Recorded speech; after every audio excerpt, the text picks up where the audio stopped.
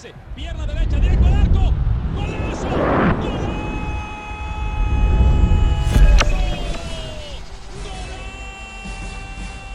The world of football with a soccer perspective. This is Soccer Today with Dwayne Rollins and Kevin Laramie, live on the Sports Podcasting Network. Good day, good night, and welcome to Soccer Today for Thursday, June 2nd, 2022.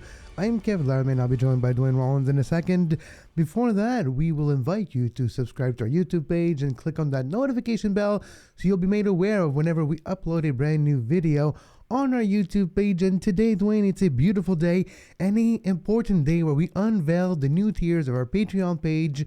Later on the show, we'll talk about the road to Qatar and how we're bringing back the Two Solitude Soccer podcast. But first of all, how are you today? I'm pretty good.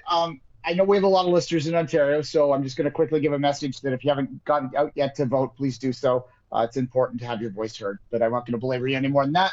And I'm not happy about how it's going to end tonight, but whatever, we'll move on from there. Exactly. That's funny. All right, go ahead. Yes. Just please go vote. I did this morning. It was 2 minutes in and out, and I live in one of the more densely populated ridings in the province, so I can't imagine it's going to be much longer for you. But at any rate, I'm doing pretty well. Getting geared up. I'm getting excited. I'm listening to some of the podcasts that are talking about transfer rumors.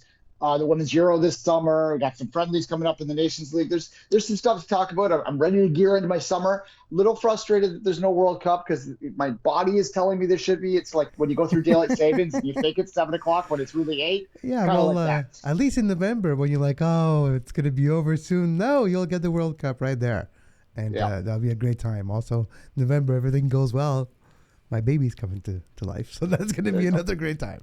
All right, we're going to get excited for November, and might as well, let's talk about Canada for a little bit. Dwayne, Canada is playing a friendly against Panama. We've talked about it, but it's official.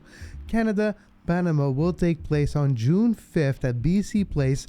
All lower bowl tickets are available right now, $30. You can secure your seats. Go to canadasoccer.com. This is not sponsored. This is just a way to make sure we have enough money to go to Qatar, Dwayne, because this team is going to the World Cup, and it's one of the few matches they will have to get ready for the World Cup. They won't play Iran, they'll play Panama. It's a different type of team, and sporting-wise, it's going to bring different results. We can now look at the entire schedule for Canada this June window. Canada-Panama, June 5th, 7 p.m. That's an international friendly. Canada-Curacao, that's on June 9th at 10:30 p.m. That's a CONCACAF Nation League game. And Honduras-Canada, June 13th, another CONCACAF Nations League game. This is the window. This is the schedule for Canada. Dwayne, which one is the most interesting to you? Well, Honduras, I suppose, because of the challenges that we faced there in the past and so on and so forth. But by and large, it's really disappointing that they don't have a different team. I mean, I think I speak for most Canadians in that, putting the politics of it aside, it's disappointing that a game against a team from outside this region, which would have been novel, would have been something different, would have tested us against a different style perhaps. It's disappointing that got lost out on. We're not going to belabor why, but it is disappointing nonetheless. That said, the U.S. beat Morocco 3-0. So if you want to take some hope from that, you can, Canadian fans. That's, if you do 1 + 1 = 2, but it doesn't usually. But at any rate, you're talking about the triangle math where we did beat the U.S. in qualifying. So if we beat the U.S. and U.S. beat Morocco 3-0, by the board, we actually are better than Morocco, which, is good heading to the World Cup. But Dwayne, we talk about the Canadian men's national team, and we'll break down the roster in a few minutes. But the reason why we also wanted to touch on the national team is because Dwayne and I are bringing back one of our favorite shows that we used to do, the Two Solitude Soccer podcast. It is going to be back in a bit of a different format this time around. Of course, it will be for patrons only. And there it is, the Two Solitudes podcast, Road to Qatar 2022. I'll show you the new address, very instinctive address. Patreon.com/2solitudes, and you can find it there, and you can find our new tiers right here, Dwayne. 3 tiers, easy, clear, and with a clear direction. The 2S tier, $2, those are in American currency. You can change it in Canadian, it's $3.35 Canadian or so for the first tier. This is giving you access to the Two Solitude Soccer podcast, a weekly premium show that will cover the Canadian men's national team heading to Qatar. The $5 tier is what we call the shout out tier, where you will have an on-screen written shout out at the end of every Soccer Today and from time to time, and also visibly in the description of every Two Solitudes show. And then the super shout out tier, the $10 American, $13 or so Canadian per month. You get a super shout out at the end of every Soccer Today before the end credits on screen. And of course, you get the Two Solitude Soccer Podcast Premium Podcast, where Dwayne and I can talk about the beautiful game from a Canadian perspective, looking at Canada heading into Qatar. And Dwayne, if we want, on that show, we can put music. We don't have copyrights because this is a private show. We can go into the nether regions of the interwebs and we can do a show old school. I invite you all to go to patreon.com/2solitudes to subscribe right now to our brand new page. Yeah, go old school. Get some clips of actual music in here, not our beautiful public domain that we listen to right now. Although the Euro one, I kind of like that. I think if we go way back, we could maybe bring back. I think it was shipping back up to Boston or shipping down to Boston. The Dropkick Murphys. That was the original. It's called Football Song. So maybe we can bring it back to in a short form or so. It's got a nice rocky one anyway for the old school fans out there. And here's the song Dwayne was talking about, little house music. And by the way, if you're watching us via live on YouTube, we suggest you give us a little subscription and hit that notification bell. If you're following us via podcast, thank you very much for subscribing to our podcast feed and finding this show on Spotify, Apple Podcasts, Spreaker, and everywhere else you find your favorite podcast. And if you want to advertise on this show, opportunities are available. Contact me at sportspodcastnetwork@gmail.com. And of course, if you're a fan of this show, starting Monday, make sure you follow us and you watched the show. A lot of brand new things will be debuting on Monday. A new audio background signatures. Maybe I've been working hard on getting some brand new music going forward on Monday. Let's continue now, Dwayne. Speaking of the Two Solitude Soccer Podcast and speaking of Canada, let's break down the roster that will be playing in June for the Canadian men's national team. No surprise in net. We have the three usual suspects, Milan Boyan, Maxime Crépeau, and now Dane St. Clair, who has taken James Pantemis' spot at third goalkeeper in the national team. In defense, Samuel Adekugbe, Daniel Henry, now playing for LAFC. Alistair Johnston, a stalwart for CF Montreal, one of the best defenders Canada has produced in a very long time, still very young. Scott Kennedy, Richie Larea, Kamal Miller, and Steven Vittoria are your defenders. What do you think about the choices of goalkeepers and the choice of defenders before we continue the breakdown of this roster, Dwayne? I think that shows that John Herdman's a pretty loyal guy, and that he has probably 90% of his roster for Qatar selected, because you're not seeing a lot of surprises there. You're not seeing a lot of looks. That could speak to maybe there not being a lot of looks to see, but nonetheless, it does speak to that low. And there's something to be said about that. Canada, one of the greatest things they had, and even Martinez, when he was talking about during the draw, said that Canada's greatest strength and one of his biggest challenge for them would be that they're so cohesive. They play with club teams. So it makes sense that they're going to stick together with the current roster. But I do think it's healthy to also have a little bit of challenge for those last few spots. So hopefully we get that. And we're going to talk about a couple of those in a second here, right? I think so. Yeah, exactly. Because when we look at the midfield, maybe that's where there's more choices and more decisions to be taken in Canada's midfield. Let's have a look at that midfield right now. Raheem Edwards making a return in the midfield position for the first time in a long time. Now the question is, will he be used as a wing back? Will he be used as a midfielder? Those are the big questions. He has been used in multiple fashions by Greg Vanney with LA so far. So let's see what he can do with Canada. A return. It's been a while. We haven't seen Raheem Edwards with the national team. Stefan Eustáquio, Atiba Hutchinson, Marc-Anthony Kaye, and Samuel Piette are your midfielders, really your defensive midfielders, because some of those forwards, Dwayne, will be playing in the midfield. When we look at the different roles we've seen, Tejan Buchanan, Jonathan David, Alfonso Davies, and Junior Hollett receive over the last few times they played for the national team. Some of them were used as wing backs, as wingers, as midfielders also. Let's talk about the names we're not used to seeing. Luca Koleosho We're looking at Ike Ugbo. Maybe we'll giving some more time.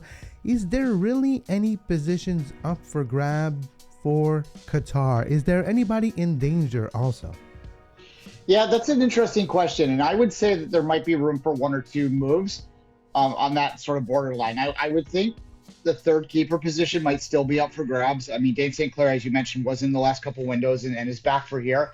The important thing about a third keeper is fit, really, in my mind. You're looking for someone that enhances the group. They're probably not going to play. If they play, something bad has happened, right? Like you're not going to see your third keeper. So you want someone that fits in with the group. But they also might be, looking ahead to 26 a bit. We've qualified for 26, we assume. I mean, at this point, having made the 22 World Cup, I would hard pressed to see how FIFA would deny the host spot. But nonetheless, you assume that. So maybe Dane St. Clair, they're looking at someone for long terms. They're looking at a young guy that might be the number one or number two for that World Cup to give him experience. So I think there's that there. I think Raheem Edwards is a guy that we've talked about a lot over the past 4 months or so. I thought that he might have even got a look for the final World Cup cycle, but he didn't. He has continued to play well, and to me, particularly his ability to play at the wing and the wing back position makes him an interesting prospect for there. The other thing I will say, this is a name that's not on there, and I hope maybe we might see some conversation happening. Might be Scott Arfield, but I think that boat has sailed at this point. Yeah, I think he chose. Yeah. Should I call it? He chose to be righteous, and Canada chose to go with the golden generation. And on that, maybe one day we'll have more on Scott Arfield when the time is right, because we don't need to talk about him. There's actually positive stories heading into this camp, and of course the window in November. You mentioned a few things that I think are interesting. When we look at the youngsters, Charles-Antoine Hebren, Luca Koleosho, those are there for learning and to see if they can grow. Because you always have one surprising player that emerges in the couple months before a World Cup, and then he comes in and he becomes influential. We've seen Phil Foden do this with England a few years ago, and there's always a player that is surprising. Could it be Charles-André Brim, who just signed a brand new contract with a new team? Could it be a player like Luca Koleosho, or will it be more a Ismaël Koné, or maybe a Mathieu Choignard who comes out of nowhere and makes the team and maybe is influential there on the team? Will a veteran like Samuel Piette keep his spot in the team? That's a big question. He has a defensive responsibilities, and that leads me to this.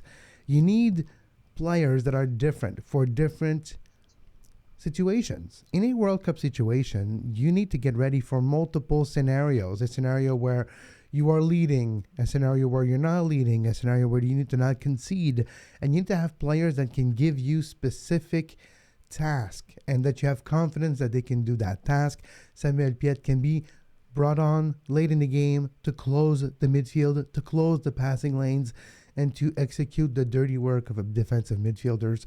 So you have to keep in mind, when it comes down to selection time in October, before it's announced for November, you will have players that what we call role players that are not just there because they're good.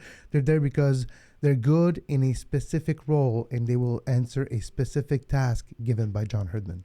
Well, yeah, Piette, I think, is a great example for that. I sort of touched on that with Edwards. If you can play multiple positions, you're pretty much set. A guy that's injured right now, that's the mainstay of the camp, and Jonathan Rosario, is also really useful because he can play all through the midfield in various different positions. And that's, even though I think Jonathan Rosario's play alone would get him on the team, but nonetheless, even if he was borderline, you would look at that as a role player, as a utility player, to use a baseball term.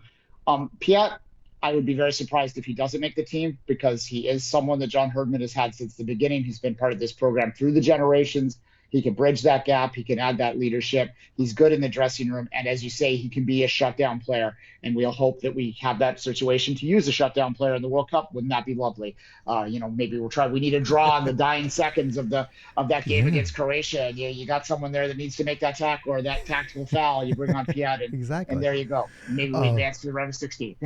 A lot of people can't wait to see Canada score a goal and for their players to score a goal. You know what I really get up for in the morning? To see Samuel Piette get a yellow card at the World Cup. Now that, I'll be like, yes, thank you. That's beautiful. Of course, a shout out to families of mine who, if you see the video screen, you see the chance of seeing my nice, what we call those? They are cufflinks. Yes, a soccer ball cufflink, and they're really cool. So shout out to families and friends who are giving me soccer memorabilia over the years you should see in my wardrobe. Now, Dwayne, we're going to take a short break, of course. When we come back, we'll talk about the Canadian Premier League. But before we do so, I will invite you once again to go to our Patreon page, because the Two Solitude Soccer Podcast is back and is going to be available in the next few days with an audio only version of the show only on Patreon. It's the Road to Qatar 2022, and you can find the different tiers once again: 2S tier, the shout out tier, and the super shout out tier. Looking forward to talking about how awesome our members of the super shout out tiers are. And you can find the address in the Patreon page at patreon.com/2solitudes. That's patreon.com/2solitudes. We'll be back after this short break. You are listening to Soccer Today. Follow us on Twitter at SoccerTodaySPN and like our Facebook page, facebook.com/Sports Podcasting Network. You can find the podcast version of all the shows we do on iTunes, Apple Podcast, Google Play Store, TuneIn Radio, iHeartRadio, and anywhere you get your podcast. Week number 8 just wrapped up yesterday in the Canadian Premier League. It was a double week for Valor, and we can look at the results in just a second. And my story that I keep giving attention to is, will FC Edmonton finally get a win? Will they ever win a game again? And the answer is not this weekend, not this time around. Maybe next week for FC Edmonton. Here are the scores in Week 8 in the Canadian Premier League: Pacific 2, Valor 2. That was last weekend. York United Cavalry also last weekend. Tuesday night, FC Edmonton lost at home to Forge FC. 4-3 Forge. They know how to score goals. Their last 2 games in the Canadian Premier League have resulted into 8 goals scored, with only 3 against. That's a pretty big average over the last 2 games in league for Forge. And Valor 0, Atletico Ottawa 1, a late goal by Atletico Ottawa to get all 3 points on the road at IG Field.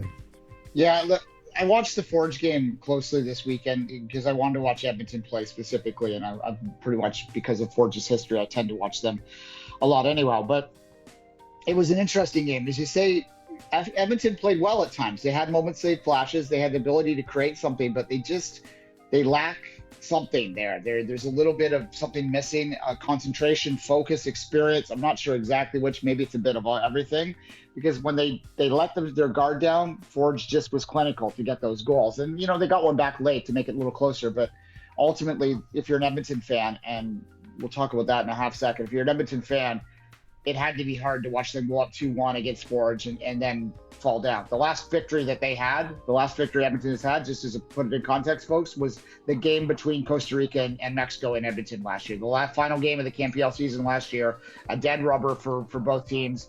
The game that a few Canadian fans would have attended up there.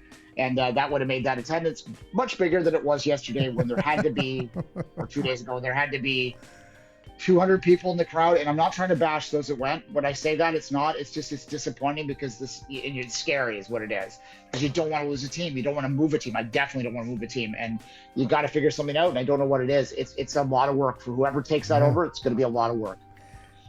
It's already the CanPL's, like, it's owned right by the CanPL. It's under, how do we call it, stewardship? If we were in another part of the world, we would call this under stewardship. But it is going to be a difficult situation, and there's parts of this country that do not have a team, and there's places like Saskatoon that are getting ready to announce stadium plans if the city will announce.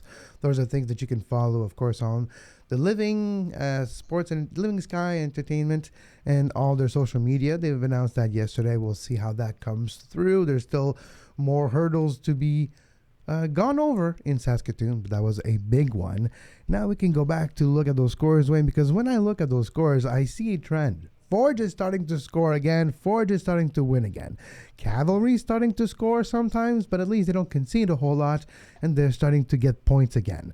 We're looking at teams like Atletico Ottawa finding ways to get victories. Surprisingly, Atletico Ottawa, but we've heard through the offseason that they would be sneaky good. We've heard about the crops of young players coming from Atletico Madrid and having a system of play. We've seen these things happen. How important is still to this day the depth of the organization and the depth of knowledge of the coaching staff? If we look at the teams that are doing well, and we can include Atletico Ottawa, they have a wealth of knowledge that is not just CanPL based, that is not just North American based, but that over their careers is world based. Yeah, look, we can draw a direct parallel to New York City FC when we're talking about it like Ottawa. They may be at a smaller scale than City Football Group, but they certainly are similar, right? They have multiple teams in multiple countries, and that allows them to create that scouting network, which also separates them from the rest of the league, which relies on a kind of singular scouting network to try to identify their international talent, which is a controversial sort of thing within CanPL circles and not something we're going to get into today. Might be a good topic for the Two Solitudes show when we talk about how the CanPL sort of acquires its talent and how they have sort of a relationship in one particular area. Look ahead for you there. But when it comes to Ottawa, they don't really tie into that. They're kind of separate from that because they have their own network, and that might allow them to have a little advantage, just like we see with NYCFC. It's not about the money you spend. It's about figuring out where to find talent that will happily play for what you can offer, because it's better than what they can get elsewhere, and will enjoy the opportunity to be exposed to the North American market and potentially exposed to the MLS market, which if the CanPL can establish itself as a gateway to MLS, even MLS Next Pro, then that is something that maybe might be an advantage for them to attract international talent moving forward. And if they can counter that with Canadian talent, then you're good to go. But Ottawa, I think, has been a good story this year, and I suspect they might continue to be one of the top 4 teams in this league consistently. And I think that's a good thing because, as markets go, that's right up there. It's what only Calgary would be bigger, I think, than currently. So, yeah, I mean, it depends what you call York. But if York's Toronto, then it's bigger. But, oh, yes, obviously. No. And what you were just talking about, example, from CanPL to MLS Next Pro to MLS, a good blueprint of that pathway would be Mohamed Farsi, who was with Cavalry last year. He was playing futsal a few years ago, and quite a meteoric rise. He is now with Columbus Crew 2 in MLS Next Pro, and there's rumbling and training possibilities with the first team, and he's impressing.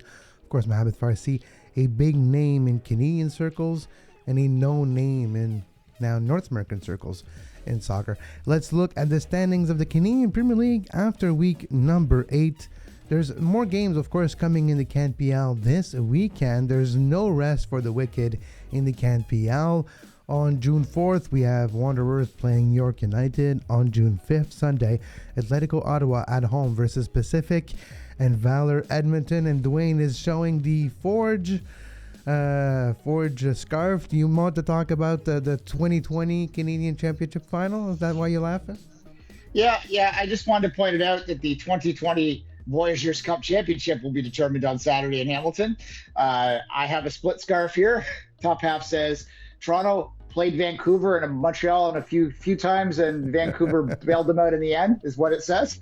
And Island Games champion is Hamilton's. So that game's going to take place on Saturday. I will be at that game. If you see me, say hi.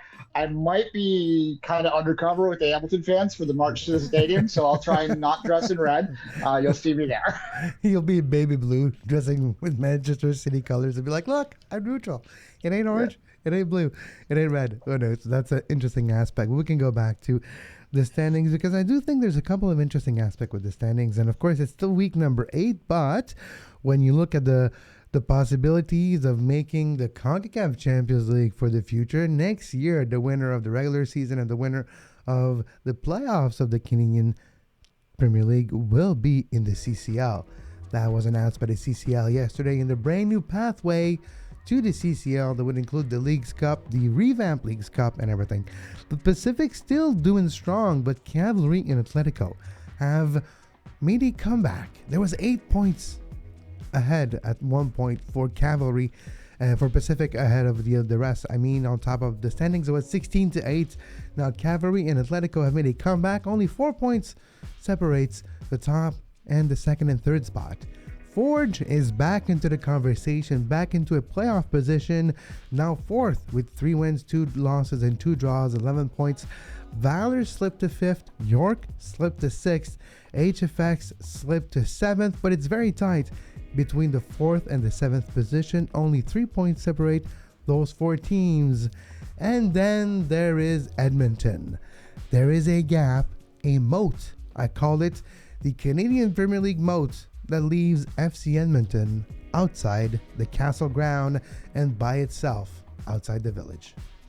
Yeah, look, we it might seem like we're making light of their plight, but we certainly are. I do think it's a legitimate question to say how many games they'll win this year. I think the law of averages suggests they'll find a way to win 1 or 2, but I could see this team finishing below 10 points, and that's just not good enough in a league that is designed to create some degree of parity. That's something that's terribly gone wrong in that particular situation, and it's got to be a tough situation for everyone involved. But we hope they can get there. Maybe in the summer window, they might be able to find some players. Maybe they can solidify things, try and focus on the defensive side of the game. And, it's great to score 3 goals, but if you're allowing 4, then you're never going to win a game. So maybe you tighten it up. I'm not a manager. I don't pretend to be a tactics expert, unlike other people that have podcasts like me. I don't pretend that I'm going to X and O this thing up because you know what? I don't have my UEFA license. So I'm not going to give you any advice to the professional coaches out there, but I'm going to wish you luck and say that you don't need me to tell you this, but yeah, there's a lot of work to do. So we do hope the best for Alan Koch and everybody in Edmonton. We hope the best for the players. There's a couple players that I really regard highly that are playing for FC Edmonton. I can name them also. It'll be my pleasure. Masta Kacher, Shemit Shom. You're playing great, and I always have time for Alan Koch, even though I can't pronounce his name to save my life. I always had a good affinity towards his work from the MLS days and the last decade or so of his coaching since I've been around Canadian soccer. But we hope you enjoyed today's show. Before we say goodbye, I'll invite you once again to go to our Patreon page at patreon.com/2solitudes and subscribe to the Two Solitudes podcast. There is now 3 tiers that you can subscribe to. The 2S tiers will give you access to the Two Solitudes Soccer podcast. The shout-out tier will give you the Two Solitudes Soccer podcast and a shout-out at the end of every Soccer Today on screen, a text shout-out. And the super shout-out tier gives you the first 2 tiers and also a special voiced shout-out at the end of Soccer Today. When we thank all the listeners, you'll have your privileged spot for the beautiful price of $13.50 Canadian, $10 US. And you can find our brand new page at patreon.com/2solitudes podcast. For Dwayne Rollins, I'm Kev Laramie. We hope you enjoyed today's show. And as always, until next time, have a great soccer.